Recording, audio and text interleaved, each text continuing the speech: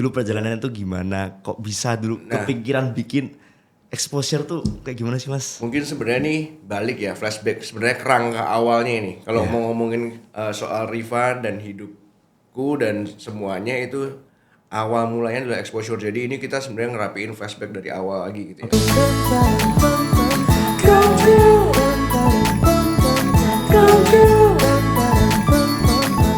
Believe that we can make love inside. Halo teman-teman semuanya, kembali lagi di Yes We're On Air, series baru dari Young Entrepreneur Show 2024 yang akan membahas seputar entrepreneurship. Di sini kami berharap dapat menginspirasi kalian semua dengan cerita-cerita entrepreneurs yang berhasil merintis sebuah bisnis hingga menjadi sukses sekarang. Hari ini kita kedatangan tamu spesial banget nih. Selamat datang Mas Rifan. Selamat pagi. Oke, pagi. Semangat pagi nih Mas ya. Selamat pagi. Oke, kemarin gimana Mas? Loli kayak sukses banget nih Mas. Ya, puji Tuhan lah. Ya, teman-teman yang menilai, bukan saya yang menilai ya. Oh yes, tapi kok dari Mas Rifan sendiri gimana Mas pendapatnya tentang LOL kemarin, kesan dan pesannya seperti apa? Ya setiap tahun pasti datang dengan dinamika yang berbeda-beda ya. Dan kemarin dengan banyak form baru dan konten baru yang ternyata memang cukup bisa direspon baik oleh banyak orang di Jogja ya. Merasa cukup puas sih dengan apa yang sudah kita lakukan, walaupun memang harus banyak ruang improvisasi lagi untuk tahun-tahun kedepannya ya. Itu kalau dari segi LOL-nya sendiri. Oke, mungkin teman-teman di sini mungkin pada penasaran kan, Mas Rifan nih siapa sih? Oke, mungkin Mas Rifan boleh memperkenalkan diri terlebih dahulu. Aku adalah alumni FEB UGM Oke, angkatan tahun 2012.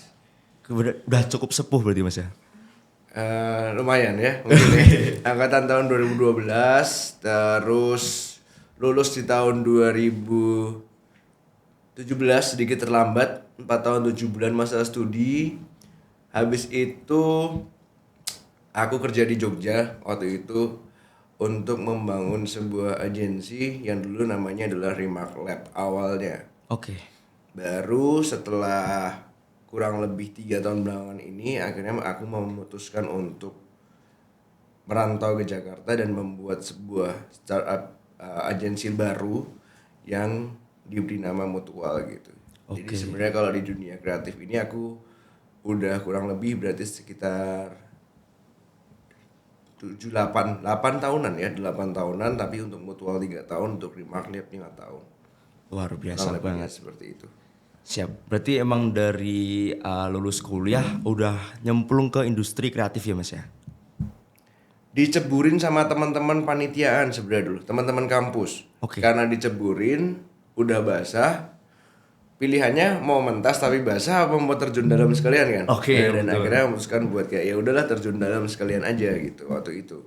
Berarti dulu berawal dari waktu kuliah ikut event-event yang ada di kampus gitu-gitu ya Mas ya? Kalau ibaratnya ada analogi, kalau dulu nggak tahu sekarang masih ada nggak kura-kura. Gimana tuh Mas? Kuliah rapat. Oke. Nah itu zaman gue dulu. Zaman gue dulu sebutannya adalah kura-kura. Kalau kupu-kupu itu kuliah pulang. Betul. Nah zaman gue tuh aku satu kura-kura. Kuliah rapat. Oh, Kayak masuk kuliah, let's say kuliah jam pertama kan 7 ya. 7 bisa pulang setengah 6, setengah 8 malam. iya. Jadi di sela-sela itu ya rapat. Dan dulu proker banyak banget. Oke. Mas ngomong-ngomong soal waktu dulu kuliah nih Mas. Dengar-dengar Mas Rifani dulu katanya founder dari Exposure Mas. Salah satu sub event dari Management Events. Nah itu boleh diceritain dikit nggak Mas? Kayak dulu perjalanannya tuh gimana? Kok bisa dulu kepikiran bikin Exposure tuh kayak gimana sih Mas? Mungkin sebenarnya nih balik ya, flashback sebenarnya kerangka awalnya ini. Kalau mau ngomongin soal Riva dan hidupku dan semuanya itu awal mulanya adalah exposure. Jadi ini kita sebenarnya ngerapiin flashback dari awal lagi gitu ya. Oke. Waktu itu tuh sebenarnya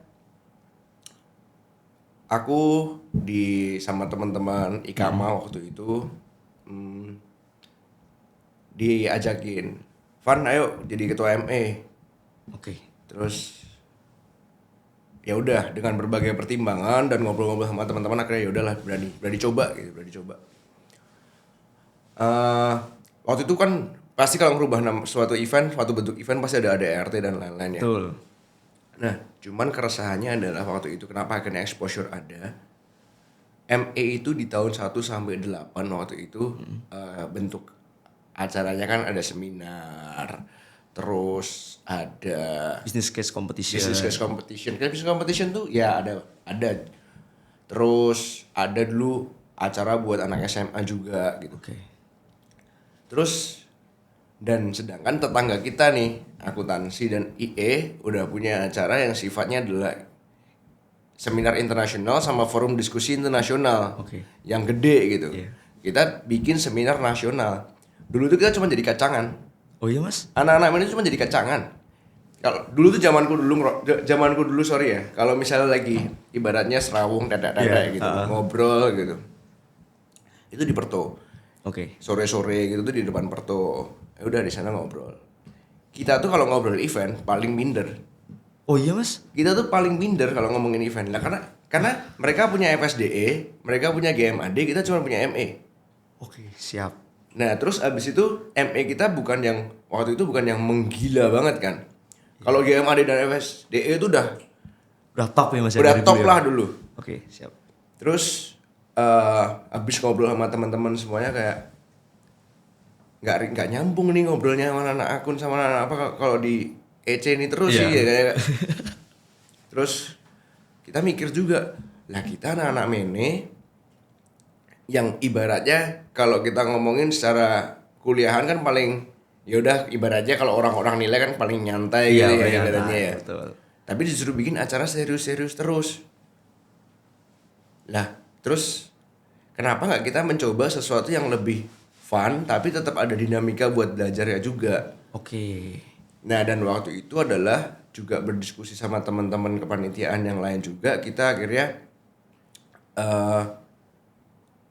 gimana sih caranya menumbuhkan semangat entrepreneur tuh di FEB. Oh, berarti itu, sorry mas, berarti itu berawal dari perkumpulan teman-temannya Mas Rifan tuh ya? Ya yang itu, resah akan kalah sama akun dan IE gitu ya mas ya? waktu Oh itu? iya, salah satunya temanku itu yang tadi aku cerita namanya Dikto, itu dia chairperson Ikama yang akhirnya banyak diskusi juga sama aku juga. Dan itu kita ngobrol kalau misalnya kayak gimana ya caranya supaya dinamikanya jadi menyenangkan, tetap belajar, tapi ada juga proses pembelajaran juga yang baik gitu. Nah makanya dari exposure itu dibikinlah, kita harus bikin suatu tempat atau wadah di mana bisnis-bisnis dari FEB dan dari UGM kedepannya itu bisa tetap punya inkubator gitu, tetap bisa maju. Nah itu kenapa awalnya akhirnya bikin exposure. Nah setelah itu akhirnya di tahun pertama cukup berhasil waktu itu. Ya udah lumayan dapat recognition dari dosen-dosen pada datang, terus abis itu udah mulai jadi obrolan. Nah mulailah diturunkan ke adik-adik kelas dan dijaga sampai sekarang sama kalian gitu. Oke, luar biasa banget. Berarti dulu tuh kok bisa kepikirannya tuh curated market gitu loh mas? Kayak apakah, karena kok zaman-zaman sekarang kan anak muda tuh kebanyakan tuh pada pengennya bikinnya konser musik, konser-konser yang ibaratnya keren lah. Kalau curated market kan gak banyak orang yang kepikiran gitu, kok bisa tercetus gitu, gimana sih mas? Karena dulu referensi kita sebenarnya dari Blackspot dulu ya tetepan. Oh oke. Berangkatnya dari referensinya dari Blackspot. Dan kenapa akhirnya memutuskan buat curated market ya karena itu yang memang paling linear sebenarnya terhadap ilmu kita ya. Betul. Dulu tuh sebenarnya keresahannya adalah kita di kelas kewirausahaan. Oke. Gara-gara di kelas kewirausahaan ada keresahan, lah kita bikin proposal, bikin bisnis plan semuanya sampai eksekusi. Habis itu kamu cuma boleh jualan 3 hari di Selasar. Oke. What do you expect, kamu dapat apa gitu? Iya. Capture market juga nggak bisa. Yang beli teman-teman. Yang teman-teman sebenarnya nggak mau beli aja kayak mau beli doang. Ya udah sini beli. Kamu itu tidak bisa menumbuhkan stimulus buat kamu jadi suka bisnis gitu. Iya. Nggak ada apa-apanya. Karena kamu nggak ketemu orang beneran gitu. Nah akhirnya membuatlah itu di tempat yang lebih komersial, lebih umum. Nah sebenarnya program jangka panjangnya seharusnya exposure itu nantinya adalah dikerjasamakan dengan dekanan dan rektorat. Di mana bisnis-bisnis yang bisa dipilih dan bagus dari kelas-kelas kewirausahaan itu atau bisnis-bisnis dari anak-anak FEB punya jalur khusus. Iya, Dan itu emang slotnya dipilih oleh dekanan dan rektorat sebagai program. seharusnya dulu mimpinya adalah seperti itu. Wah ini mungkin bisa buat jadi pesan untuk dekanat dan prodi nih mungkin ya untuk melihat Ya. manajemen events ini ya. Ya maksudnya ya sama-sama mereka dari rektorat dan dekanat kan pasti pengen menumbuhkan entrepreneurship ya. Betul. Kita juga punya akhirnya pelan-pelan juga dari dulu support dari kampus, kita juga punya inkubasinya, punya wadahnya. Kenapa nggak dicoba dilinearkan gitu untuk cara kerjanya gitu. Oke. Lalu untuk tantangannya dulu gimana Mas? Menjadi orang-orang yang benar-benar mencetuskan exposure yang dari nol banget lah. Katakanlah seperti itu. Tantangannya kira-kira apa sih Mas? Cari brand sih. Cari brand ya Mas ya? Paling penting cari brand. Dulu paling susah adalah cari brand.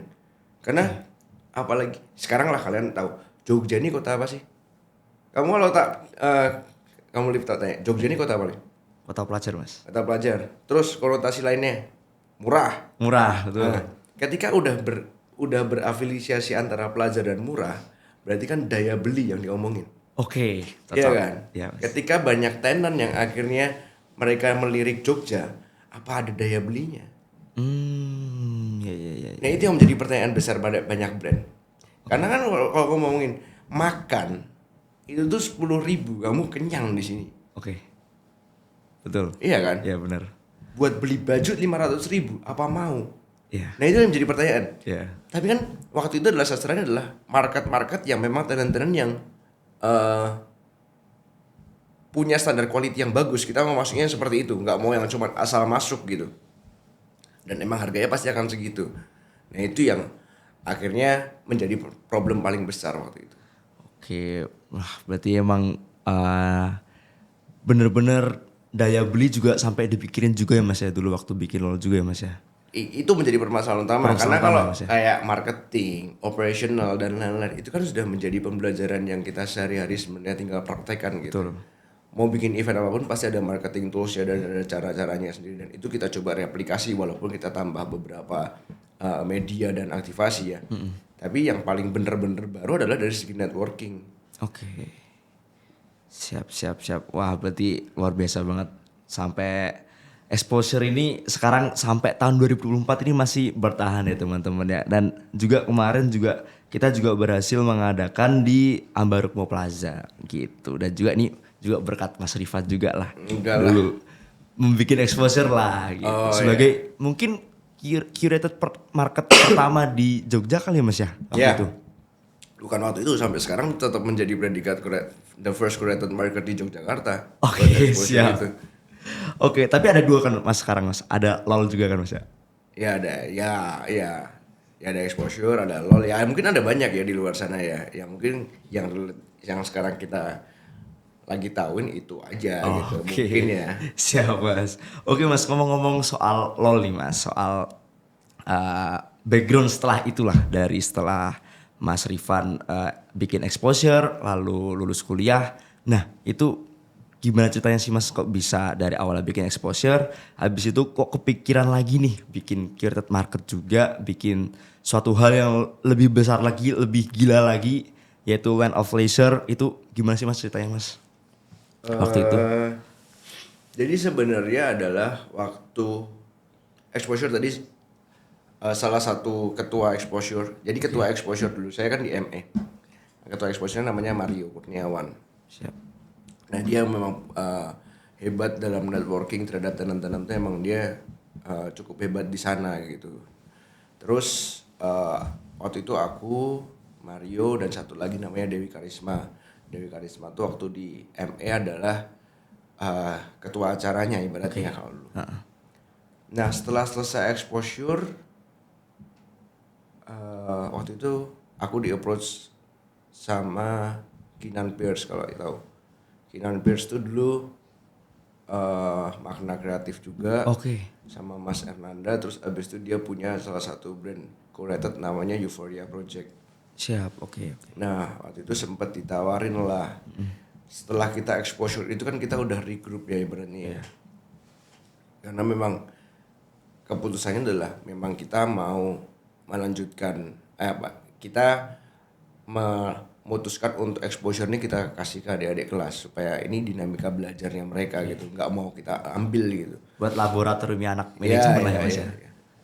Terus pada akhirnya karena sudah bergabung juga dan akhirnya yang waktu itu Euphoria Project-nya dipending dan belum ada kabar. Dari Ambarukmo waktu itu nawarin mau nggak buatin kita Event. exposure cuman dengan versi yang berbeda secara pengemasan juga gitu. Walaupun emang ada curated market kan tapi secara waktu itu awal-awalnya bener-bener festif banget ya. Dan memang mimpi kita dulu waktu itu adalah kita dulu belum bisa di bawah di atrium. Oke. Dulu kita tuh cuman kecil di hall A, hall B di atas. Cuman lebih kecil, jauh lebih kecil gitu. Berarti Karena pertama kali bukan di main atrium itu bukan, bukan ya, di Mas? main atrium, kita di lantai 2. Dengan skala yang jauh lebih kecil. Nah, mimpi kita belum kesampaian di situ. Siap. Nah, makanya dengan adanya kesempatan itu dan dengan adanya ambisi juga, supaya mimpi ya kita bisa tetap terpenuhi, kita berusaha mengejar mimpi itu ya. Waktu itu akhirnya bertiga memutuskan buat mengerjakan Land of Leisure itu. Oke. Itu awal mulanya ya. Oke, berarti bertiga ini dari dulu yang bikin exposure, Iya. setelah itu lulus kuliah, lalu bikin LOL gitu ya, Mas? Co-founder ya. Jadi ibaratnya co-founder Exposure dan co-founder LOL itu sama semua ada 3 orang. Luar biasa emang ahli curated market Jogja ini emang. Dan semuanya alumni FEB UGM. Oh iya Mas? Ya, tiga-tiganya alumni. Ya kan tadi semuanya dari Exposure, oh iya. Semuanya alumni FEB UGM. Ya. Oke, berarti jadi setelah tadi bikin exposure, lulus kuliah lalu bikin LOL gitu ya Mas ya? Ya. Oke, dan LOL ini masih dipertahanin sampai sekarang Mas ya? Masih Mas Rifan pegang ya Mas? LOL masih ini tahun ke 8. Oh, tahun ke-8 ya Mas ya? Masih Mas Rifan pegang juga Iya. berarti ya? Oke, wah ini kalau dengar ceritanya tadi dari Mas Rifan kuliah tiba-tiba mencetuskan ide bikin curated market yaitu exposure. Setelah itu Mas Rifan bikin LOL setelah lulus kuliah.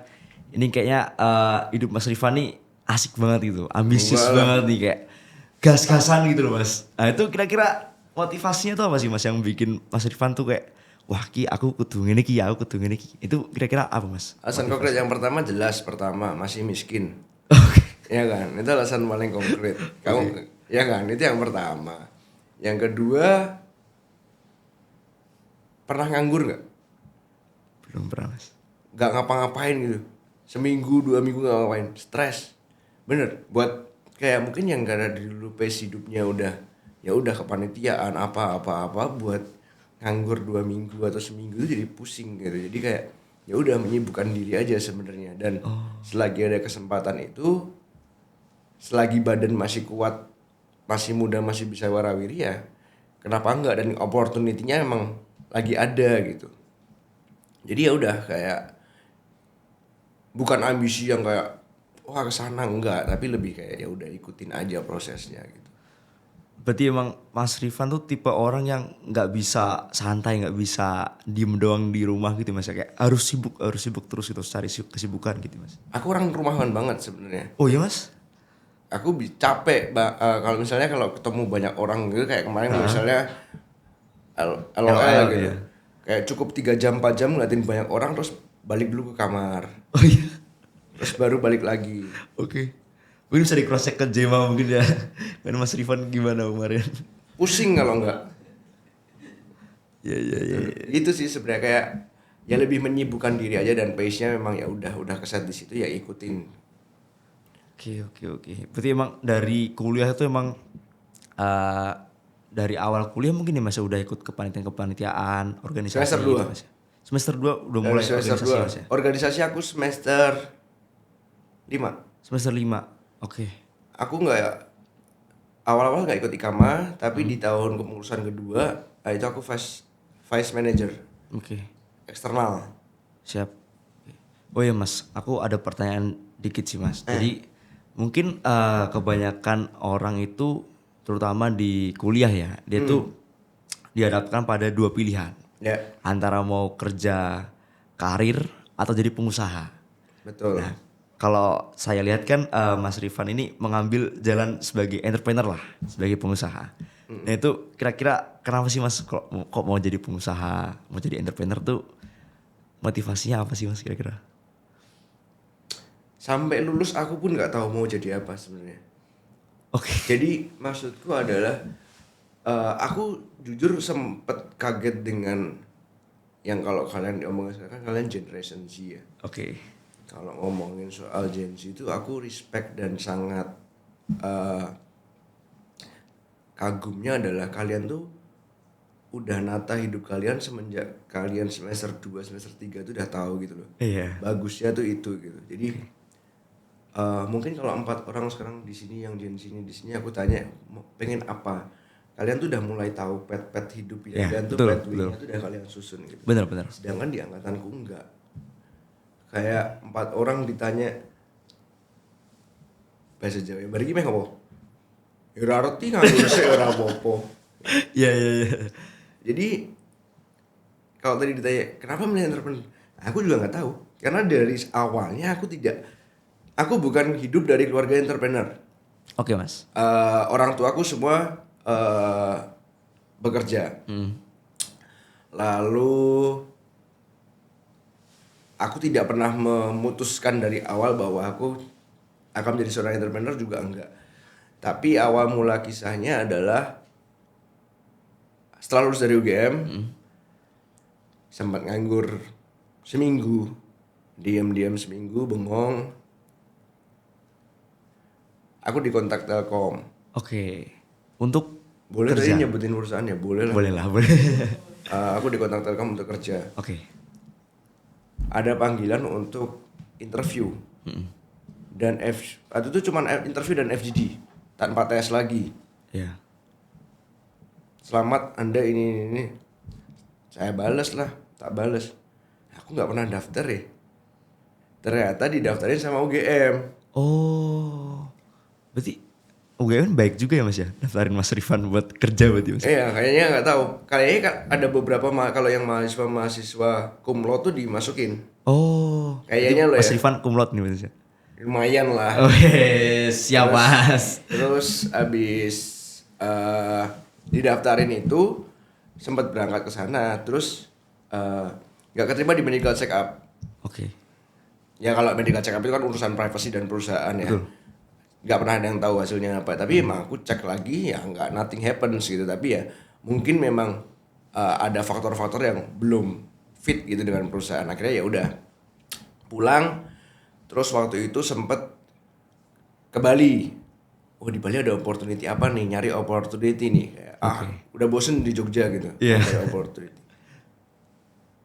Loh kok malah berantakan. Tiap malam cuman bengong sambil ya itulah gitu kan. Ya itulah. Saya nunggu kata-katanya yang pas dari. Ya itulah. Oke, oke. Daripada kalian harus nge-cut videonya ya. Daripada nge-sensor mending Iya, ya bener, itulah bener. gitu. Nah, pas ya itulah, Oke. setelah ya itulah, kayaknya nggak bisa nih kayak gini terus. Oke. Aku harus pulang.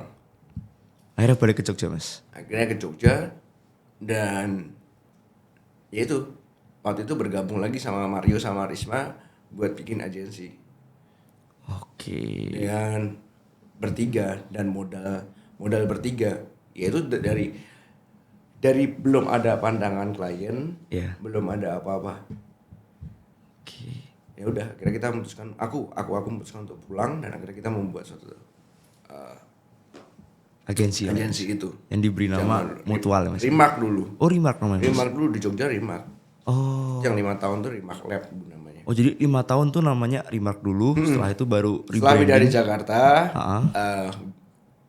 ya udah baru, bener-bener baru, strukturalnya baru, semua foundernya juga baru. Oh, oke, oke. Udah beda orang semua. Oke, oke. Ngomong-ngomong soal Mutual nih, Mas, soal kreatif agensi. Dulu gimana sih, Mas, ceritanya Mas Rifan bikin ibaratnya kreatif agensi yang berawal dari Remark abis itu menjadi Mutual tuh gimana sih, Mas, ceritanya, Mas, dulu? Itu awalnya bener-bener ya setelah Dari Bali tuh, Mas, setelah ya? di Bali diem doang, akhirnya memutuskan buat kayak gitu. Oke. Waktu itu ya modal kita itu cuman berusaha untuk mencari klien networking yang lama sama keberanian, udah itu doang. Kalau Modal ngomong nekat berarti, Mas, ya? modal nekat, modal uang nggak punya uang. modal uang tuh dulu waktu itu zaman berarti kalau kita kan dulu 3 orang itu kita cuman store modal bisnis 3 juta 3 juta 3 juta Waktu awal bikin bisnis Mas. bikin bisnis jadi 9 juta rupiah dipotong buat administrasi bank Iya. dan lain-lain jadi 8 koma lah waktu itu. Oke. Lalu gimana Mas itu kok bisa kepikirannya tuh kreatif agensi gitu waktu itu? Karena kita udah punya pengalaman dari Land of Leisure dan dari exposure Leisure, itu. Dari acara-acara itu kan meliputi branding, meliputi marketing tool, terus kayak semuanya itu sebenarnya adalah basic needs yang memang orang-orang bekerja di industri kreatif gitu ya ibaratnya ya. Menjadi kebutuhan skill dan knowledge dulu gitu. Oke. Nah makanya sebenarnya triggernya adalah kenapa bikin itu yang ngomongin pengalaman dari event-event yang ada di kampus dulu. Iya, sebelumnya itu ya Mas. Iya. Ya. Pengalaman sebelumnya Mas Rifan Iya. gitu ya. Jadi kalau dibilang banyak orang yang bilang kayak kamu ngapain ikut event kampus terus kayak nggak penting gitu. Oh ini yang sekarang menjadikanku seperti ini. Oke. Gitu. Jadi Cocok, Mas. bukan nggak penting gitu. Iya. Tergantung kamu bisa mengambilnya apa dan memanfaatkannya apa. Iya, gitu. betul. Setuju Mas. Oke.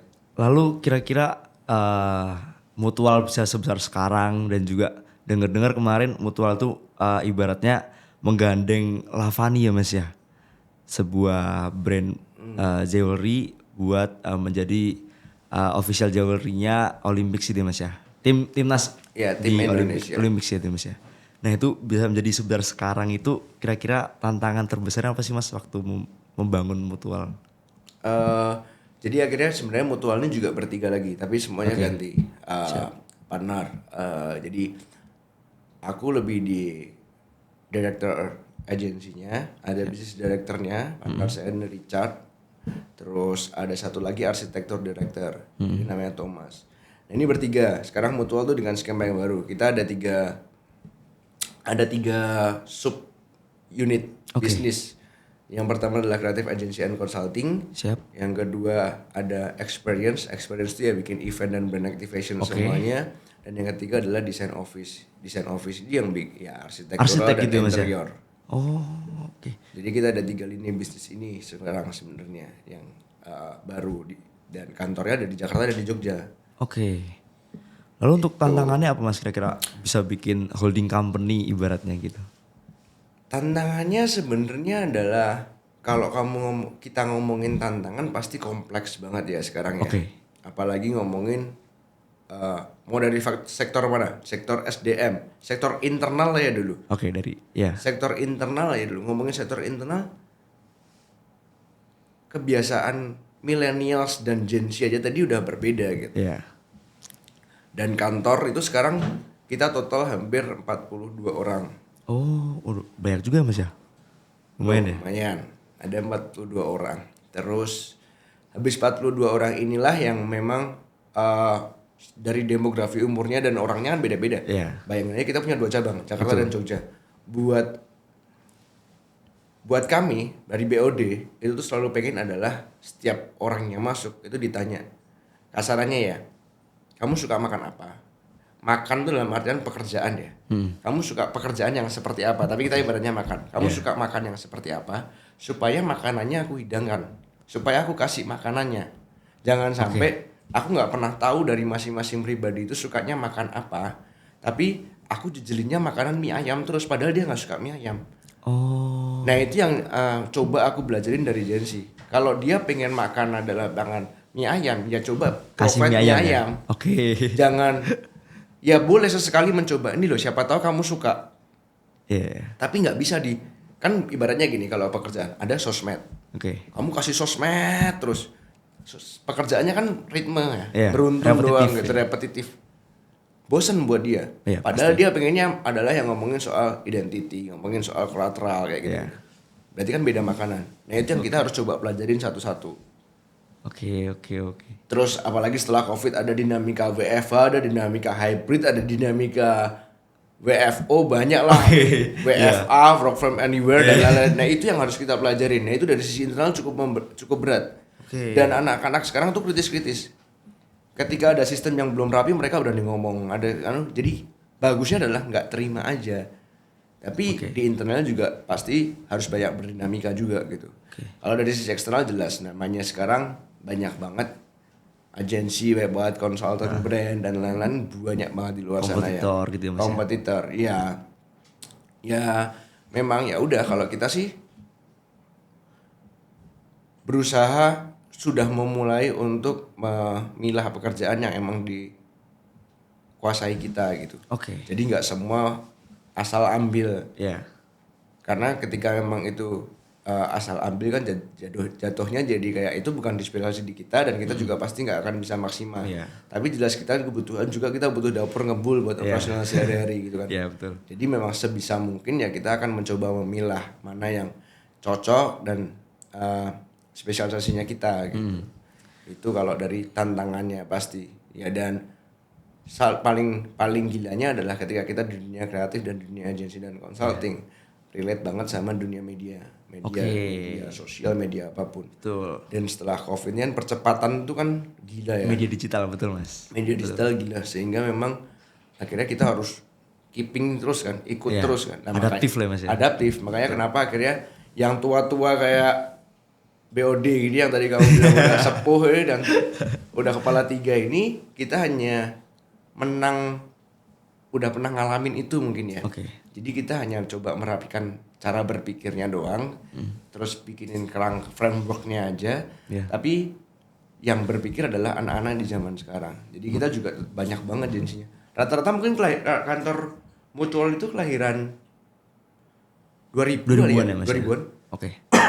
2000-an. Oke. Itu tantangannya. Oke, Mas. Nah, ini kan mungkin masih bahas soal tantangan ya, Mas ya. Kebanyakan anak muda zaman sekarang, terutama Gen Z itu pengen mulai bisnis, punya interest lebih ke bisnis. Cuman itu pada takut itu di bagian modal sih, Mas.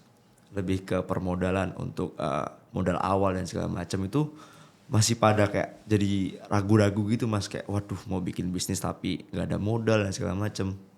Nah, saya lihat tadi Mas Rifan bermodalkan 3 juta per orang setiap foundernya itu tadi, co-foundernya itu. Kok bisa sih, Mas? Bisa jadi sebesar sekarang itu, kira-kira prosesnya gimana sih, Mas dulu? Karena gini, mindsetnya adalah ketika kita ngomongin permodalan, Oke. ngomongin modal itu bukan suatu semata-mata cuman materi ya, bukan Oke. ngomongin soal nominal. Oke. Salah satu juga yang paling penting dari modal itu adalah modal networking. Oke. Siap. Yang kadang-kadang itu Relasi lah ya, Mas ya? Relasi. Yang kadang-kadang itu malah paling penting loh. Oh iya, gitu Mas ya. Sepenting apa Mas dulu, Mas? Kira-kira, Mas? Oh penting, maksudnya dari orang tua aku tidak dimodali secara material. Oke. Tapi aku tidak menutup opportunity dan maksudnya tidak secara fair aku juga bilang ya untung aku juga hidup dari keluarga yang cukup gitu loh. Sehingga secara networking pun cukup punya gitu, cukup baik secara networking sehingga walaupun tidak dapat secara materi tapi kan aku juga akhirnya oh itu anaknya itu kayaknya lagi cari itu coba di kontak aja. Itu kan adalah modal networking. Iya, iya. Dan itu yang penting. Nah makanya nggak dikasih itu. Bayangin aja. Waktu itu modal segitu kerja di rumah 2 minggu waktu itu kayak kerja di rumahku waktu itu. Terus ayahku bilang nggak ganggu kalau di rumah udah cari kontrakan aja. Tapi cuman diusir doang nggak dikasih uang. Oh, berarti diusir Mas ya, Mas? Diusir. Oke. Diusir doang udah ganggu. Karena ya memang dia pulang dari kantor masih ada kerjaan-kerjaan dan Iya. lain-lain kan. Nah akhirnya itu kayaknya mau pakai gitu. Oke. Ya udah kita coba ketok pintu ke sana. Gimana caranya mikirin, oke, harganya diskon tapi bayar di muka ya, karena kita harus bayar kontrakan dulu. Iya. Nah jadi kayak gitu. Jadi modal itu tidak cuma secara material tapi modal itu soal networking. Nah itu salah satu networking yang kelihatan tadi kan. Iya. Nggak dikasih uang tapi dikasih opportunity. Tuh ada klien tuh. Oke. Kayaknya butuh tuh. Bisa lagi kayak kamu networking, ada yang beberapa orang yang networking. Mereka punya bisnis tapi mereka nggak punya waktu.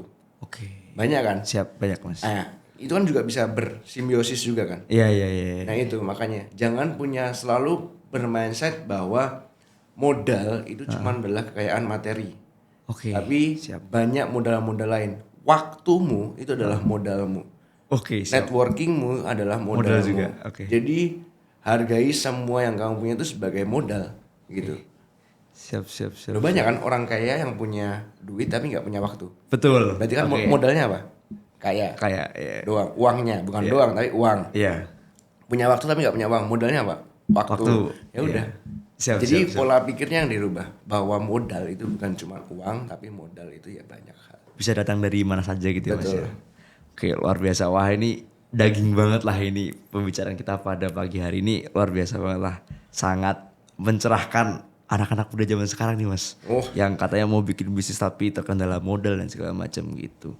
Oh iya Mas, ngomong-ngomong kira-kira Mas Rifan sendiri ada kedepannya kira-kira ada project apa sih Mas? Ada kira-kira mau ngapain, mau bikin bisnis baru kah atau mau bikin gebrakan baru lah kalau orang-orang zaman sekarang bilang. Kalau dari segi mutual, kemungkinan kita akan mencoba untuk mendevelop brand-brand sendiri juga ya. Oke. Jadi, nah itu tadi kalau kita ngomongin soal bisnis gitu. Salah satu di kantor di mutual tuh punya program.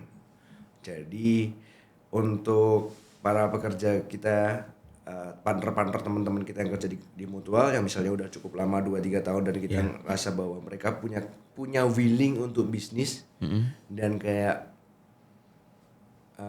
pengen terjun ke sana. Jadi kita bikin program.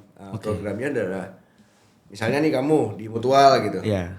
Udah 2-3 tahun terus kita lihat kamu punya sense bisnis gitu. Iya. Kamu majuin proposal, Mas aku mau bikin bisnis tapi aku nggak ada modal. Aku nggak nggak punya orang, aku nggak punya kantor, aku nggak punya apa-apa, aku cuma punya waktu sama ambisiku berarti. Oke. Itu nanti kita bisa provide itu. Oh berarti jadi semacam capital venture gitu ya Mas ya? Nggak cuman capital, jadi ibaratnya sampai timnya disiapin. Wis. Jadi misalnya kamu nggak punya, oke, ada misalnya siapa, let's say Jema di kantor mutual juga. Iya. Jema juga mau nggak? Kalau Jema mau, Jema partner up dong. Oh. Partner up, terus nanti oke, butuhnya apa? Branding dan apa-apa sosial media. Oke, ini timmu, kasih ini timmu. Siap. Nah nanti kamu kerja di misalnya di kantor mutual itu kan lumayan ada beberapa space Oke, gitu. ha. Nah itu kayak oke, nanti tim ini Kamu space di sini, ya gitu space ya. di sini. Nanti jadi office pun nggak usah mikirin gitu. Oh. Nah nanti tinggal sistemnya partnershipnya bagaimana gitu. Oke, bagi hasil kah atau gimana Ya, gitu ya Mas tapi ya? disiapin semua dari awal gitu. Jadi itu program-program yang memang buat anak-anak kantor mutual yang pengen bisnis. Nah kita lagi buka program kayak gitu juga. Jadi kita juga nggak pengen kalau memang mereka pengen bisnis ya jangan jadi profesional terus. Salah satunya loncat bisnis ya kayak gitu loncatnya. Jadi pengembangan karir di kantor kita itu secara walaupun vertikalnya adalah naik jabatan ya. Iya. Horizontalnya adalah bikin diversifikasi bisnis Oh. buat Oke. karyawan kantornya gitu. Jadi setiap karyawan itu mempunyai kesempatan lah ya Mas ya? Punya. Oke. Punya. Luar biasa banget berarti. Gitu. Mas Rifan ini salah satu pebisnis yang patut dicontoh sama teman-teman semuanya ya. Karena Semua contohnya jangan aku, contohnya yang lebih gede lagi loh. Jangan aku contohnya. Belum bisa dicontoh. oke, ini dari kita bahasnya nih daging semua ya teman-teman. Jadi tolong banget diperhatikan dan juga teman-teman jangan lupa juga buat kepoin Instagramnya Mutual ya Mas ya. Mutual_co ya Mas ya. Ya, Mutual_co. betul. Oke, dan juga jangan lupa juga kepoin Instagramnya Young Entrepreneur Show di Instagram yaitu @yes2024 seperti itu. Oke teman-teman semuanya, mungkin kita sudah di penghujung acara Mas, sudah di penghujung acara. Thank you banget buat Mas Rifan udah hadir di podcast pertama kita. Sorry banget Mas kalau misalnya kita ada kekurangan. Alah, nggak ada, santai. Kita sangat senang banget lah sharing-sharing dengan sepuhnya manajemen Oh ya ya? kan? Yang 11 tahun di atas kita teman-teman gitu. Yang ibaratnya udah ada bukti suksesnya lah, generasi suksesnya dari lulusan manajemen seperti itu. Bukti berproses, bukan bukti sukses. Oke, Bukti siap, berproses aja. Itu masih proses juga buat ke arah sukses gitu. Oke. Siap, oke. Thank you banget buat teman-teman semuanya yang udah nonton. Dan juga jangan lupa untuk datang ke Young Entrepreneur Show di GIK UGM tanggal 9 sampai 10 November 2024. Oke teman-teman, mungkin Mas Irfan boleh memberikan mungkin petuah-petuah untuk adik-adik lah, untuk penonton semuanya. Betul nggak ada ya, mungkin lebih ke ya udah sama sebenarnya temanya kemarin. Kita ngomongin kemarin tema LOL Shout It Out gitu, ngomongin soal Gen Z gitu. Jadi yang pesanku ke anak-anak generation kalian kan berarti Yes besok tuh juga generationnya Z. Iya. Kalian tuh lagi di highlight banget gitu. Oke. Dan pressure lagi gede-gedean. Jadi sesuatu yang ditempa itu pasti akan berhasil. Jadi jangan pernah buat merasa hancur ketika sekarang lagi proses ditempa. Karena itu keresahanku juga loh. Gen Z ini lagi bener-bener di highlightnya bener-bener di dem Iya, loh. bener. Yang nggak kuat hancur. Iya, Yang berhasil jadi. Iya.